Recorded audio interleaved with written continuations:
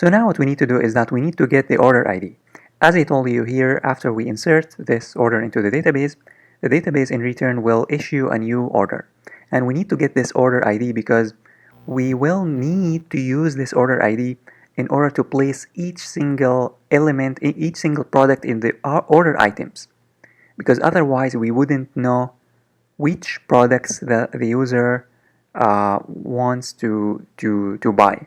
Because after the user, for example, if the user adds these items, we will not, even if we add an order in the orders table, this orders will only store user information as well as the order ID. But in order to know the order details about that order, we need to store these two or however many number of items that the user wants in the order items.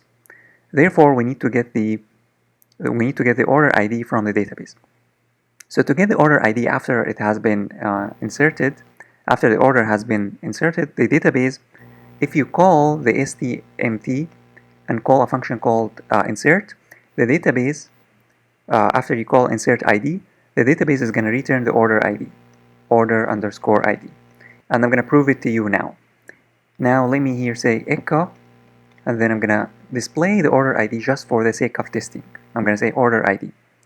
By the way, in the checkout, we need to say here action, and then we need to remove this, and we need to say server first, server / place order, because the checkout page is outside the server, whereas the place order.php is inside the server.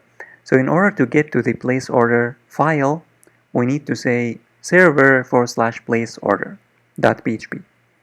And here in the place order, we just insert the order, and the database will return the order ID. And now we just need to display the order ID just for the sake of testing. So let me click on file and then save all, and let's test. So now suppose that I am a customer, and let me remove first everything from the cart. And suppose that I am now a customer. So I'm going to go to the home page. And then let me, for example, say that I want to buy this item. I'm going to click on buy now. And then I'm going to click on add to cart. And then I'm going to click on checkout. So if I click on checkout, it's going to ask me to fill out this form. So let me fill out this form quickly. So I have filled this form quickly, and let me click on place order. Again, you will not be able to click on place order unless you fill the complete form. So if you forget to fill one of these, it's not going to work. So for example, if you click on place order, it's not going to work. It's going to tell you please fill out the form.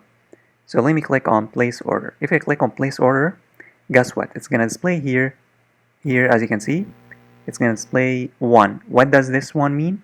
This one means that the order has been inserted into the database. Let me show you this. Now in the orders table, if I refresh the orders table, a new order has been placed. As you can see, a new order has been placed with my information. So order ID is 1, order cost is 155, order status is on hold because I didn't pay, and the order has just been placed. The user ID is 1 by default.